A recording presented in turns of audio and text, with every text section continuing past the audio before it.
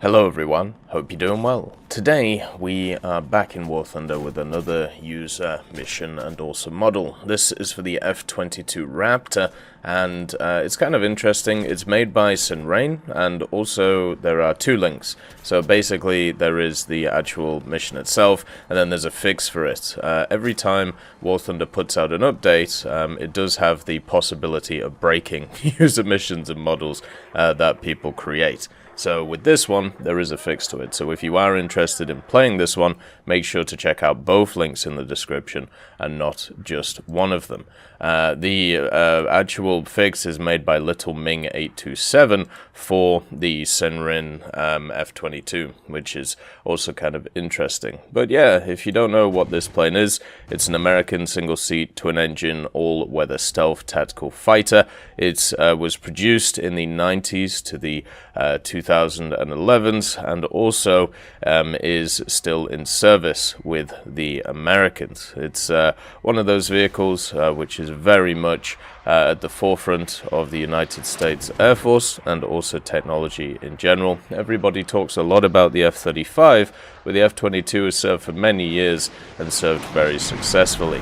What we'll do is we'll get into some information when it comes to the actual US Air Force and what they talk about when it comes to the machine. Then we'll get into its implementation when it comes to War Thunder. So what I'm reading here is from the United States Air Force official website, and they say the mission of the F-22 is it's the Air Force's newest fighter aircraft. Its combination of stealth, supercruise, maneuverability, and also integrated avionics coupled with improved supportability represents an exponential leap in warfighting capabilities.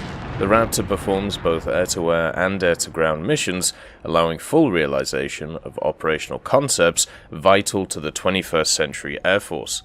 The F-22, a critical component of the Global Strike Task Force, is designed to project air dominance rapidly and at great distances and defeat threats attempting to deny access to our nation's Air Force, Army, Navy, and Marine Corps. The F-22 cannot be matched by any known or projected fighter aircraft. It's a very bold claim.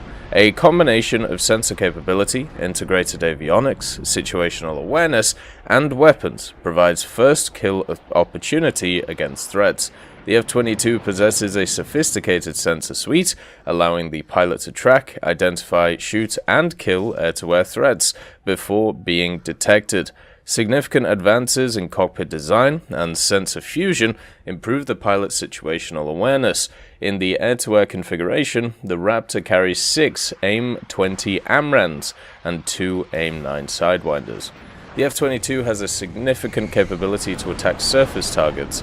In the air-to-ground configuration, the aircraft can carry 2 1,000-pound GBU-32 Joint Direct Attack munitions internally and will use onboard avionics for navigation and weapons delivery support. In the future, air-to-ground capability will be enhanced, and the addition of an upgraded radar and up to 8 small-diameter bombs. The Raptor will also carry 2 AIM-20s and 2 AIM-9s in the air-to-ground configuration. Advances in low observable technologies provide significantly improved survivability and lethality against air-to-air and surface-to-air threats. The F-22 brings stealth into the day, enabling it not only to protect itself, but also other assets. The F-22 engines produce more thrust than any current fighter engine. The combination of sleek aerodynamic design and also increased thrust allows the F-22 to cruise at supersonic airspeeds greater than 1.5 Mach without using an afterburner, a characteristic known as Supercruise. Supercruise greatly expands the F-22's operating envelope in both speed and also range over current fighters, which must use fuel-consuming afterburner to operate at supersonic speeds. The sophisticated F-22 aero design, advanced flight controls, thrust vectoring, and high thrust-to-weight ratio provide the capability to outmaneuver all current and projected aircraft. The F-22 design has been extensively tested and refined aerodynamically during the development process. The F-22's characteristics provide a synergistic effect, ensuring the F-22A lethality against all advanced air threats.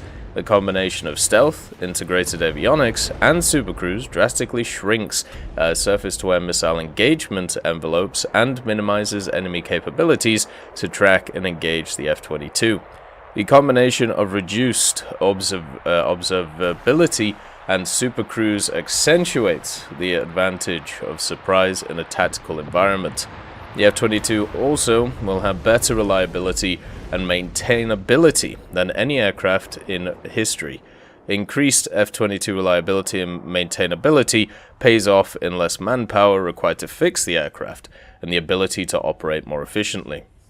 The Advanced Tactical Fighter entered the demonstration and validation phase in 1986.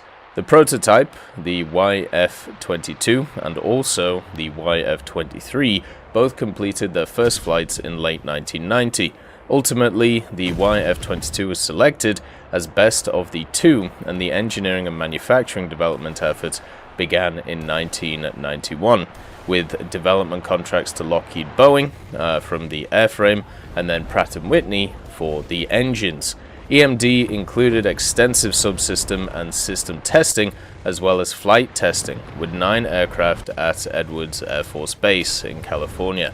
The first EMD flight was in 1997, and at the completion of its flight test life, this aircraft was used for live firing testing. The program received approval to enter low-rate initial production in 2001.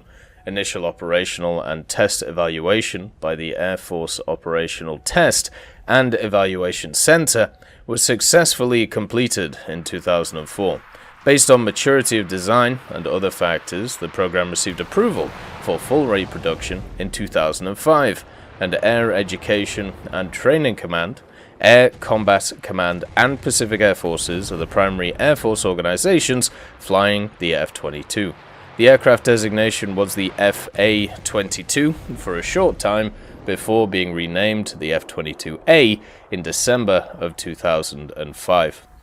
The actual engines that this thing uses are Pratt & Whitney F119PW100s. They are turbofan engines with afterburners and also 2-dimensional thrust vectoring nozzles, which I think is actually pretty interesting.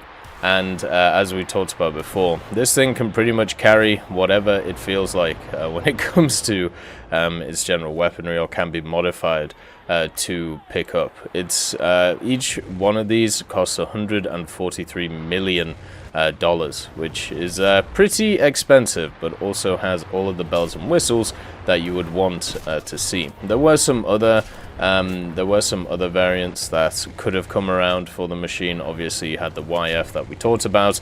There was an F-22B, which was a planned 2-seater variant, but it was cancelled in 1996 because of development costs.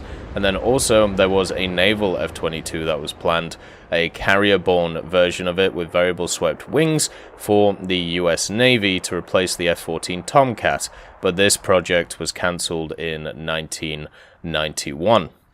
The actual abilities of this thing, its maximum speed is Mach 2.25 at altitude, Mach 1.21 at sea level, and Mach 1.82 Supercruise at altitude as well. It also has access to the 20mm M61A2 Vulcan, the rotary cannon, which all of you will be familiar with, or at least a variant of the Vulcan cannon, and it does have quite a lot of hardpoints with 4 underwing pylons, which can be fitted with drop tanks or weapons, and each have the capacity to carry up to 5,000 pounds of ordnance. This is why in its air-to-air mission loadout it can carry the 6 AIM-120s and also the 2 AIM-9 Sidewinders, with of course the air-to-ground being 2 1,000-pound JDAMs or the AIM-20 AMRAAMs, or additionally I should say the AIM-20 AMRAAMs and the AIM-9 Sidewinders. So when you look at this machine, this one is far off when it comes to War Thunder. This is the kind of machine which you will see 5-10 years time in War Thunder, because there's not a lot after it. It's as simple as that. If this one comes anytime soon, it would be insane. when it comes to the game itself. And I feel like, personally, it would be lovely to see this one. And I'm sure eventually it'll come in with all of its bells and whistles, but it's just, it's not one of those that is feasible at this current time. We're still getting into 70s, 80s aircraft, and this one obviously is one which is used in operational service today. It's not like the tanks, like with the T-80 BVM, where they're modified versions of very, or very old vehicles to today's standards. This vehicle is, much more modern than those, and also has a hell of a lot better capabilities compared to it as well. As always, I hope you have a wonderful day, and I'll see you next time. I'd just like to thank Professor X 1718, Orangetail, Sakoshi Tiger, BRFC 15, Teddy, John Ryman, Universe A, Eugens Terry, Ambrosius McClellan, Daniel Stanton, Martinez, B. Young, and then Kyle Kin, Barine, Lafouche, and also Samuel Slick for supporting the channel.